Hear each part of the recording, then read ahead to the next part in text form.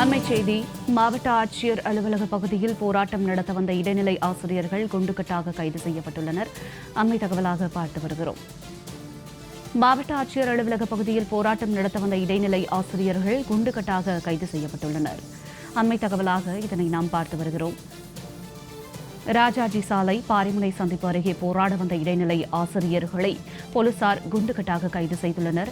விவரங்களோடு இணைகிறார் எமது சிறப்பு செய்தியாளர் ராம்குமார். வணக்கம் ராம்குமார், இது குறித்த விரிவான தகவல்.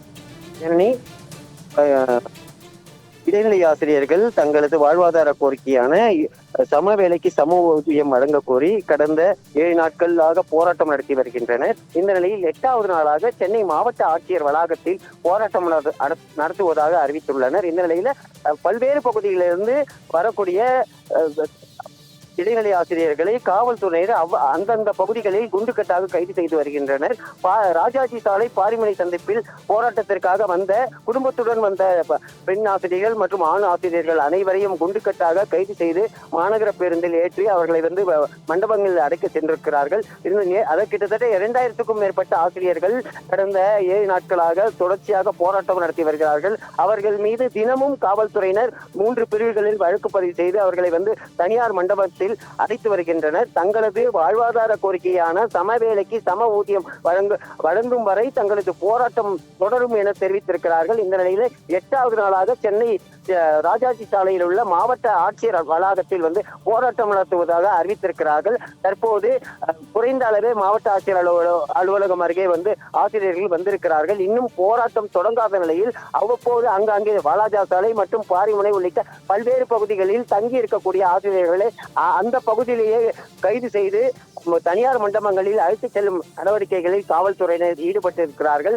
மாவட்ட ஆட்சியர் அலுவலக வளாகத்தில் ஏற்கனவே நூற்றுக்கணக்கான போலீசார் பாதுகாப்பு பணியில் ஈடுபட்டுள்ள நிலையில் தற்போது ராஜாஜி சாலை மற்றும் பாரிமுனை சந்திப்பு, பூக்கடை, அதே போல டிஎன்பிசி அலுவலக சாலை உள்ளிட்ட பல்வேறு பகுதிகளில் ஆங்காங்கே ஒரு கொள்ளையர்களை, ஒரு திருடர்களை பிடிப்பது போல அவர்களை ஆங்காங்கே காவல்துறையினர் குழுமியிருந்து அவர்களை கைது செய்யும் நடவடிக்கைகளில் ஈடுபட்டு இருக்கிறார்கள். தற்போது 100க்கும் மேற்பட்ட இடைநிலை ஆசிரியர்கள் பாரிமுனை சந்திப்பில் கைது செய்யப்பட்டிருக்கிறார்கள். ஆனால் அந்த கைது செய்தாலும் பரவாயில்லை, நாங்கள் தொடர்ச்சியாக போராட்டம் நடத்துவோம் என ஆசிரியர்கள் சாலையில் அமர்ந்து போராட்டம் நடத்தக்கூடிய காட்சி தான் நம்ம பார்த்துட்டு இருக்கோம். அதே போல இந்த ராஜாஜி சாலையை பொறுத்த வரைக்கும் அவ்வப்போது நூற்றுக்கணக்கானோர் தற்போது குவிந்து வருகின்றனர். இன்னும் சற்று நேரத்தில் வீரியமான ஒரு போராட்டத்தை கையில் எடுக்க இருக்கிறார்கள்.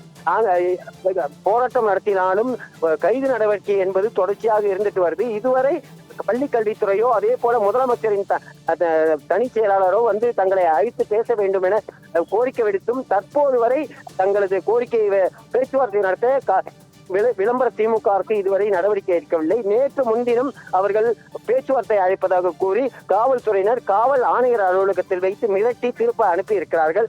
இருந்தாலும் தங்களது கோரிக்கையை வலியுறுத்தி தொடர்ச்சியாக போராட்டம் நடைபெறும் என தெரிவித்திருக்கிறார்கள். அதாவது இன்று தமிழகம் முழுவதும் அனைத்து பள்ளிகளும் திறக்கப்பட்டிருக்கிறது.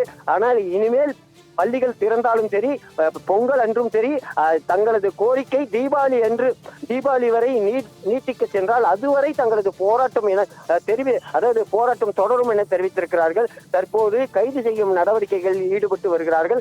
குறிப்பாக இன்று 8ஆம் நாள் போராட்டம் என்பது தங்களது இடைநிலை ஆசிரியர்கள் மற்றும் அவரது குடும்பத்தினர் குழந்தைகளுடன் இந்த போராட்டம் நடைபெறும் என தெரிவித்திருக்கிறார்கள். இந்த நிலையில தங்களது குழந்தை குட்டியுடன் இடைநிலை ஆசிரியர்கள், பெண் ஆசிரியர்கள் முதல் ஆண் ஆசிரியர்கள் வரை தொடர்ச்சியாக அவ்வப்போது வாகனங்களில் குவிந்து வருகிறார்கள். ஜனனி, ராம்குமார், தங்களுடைய விரிவான தகவலுக்கு நன்றி.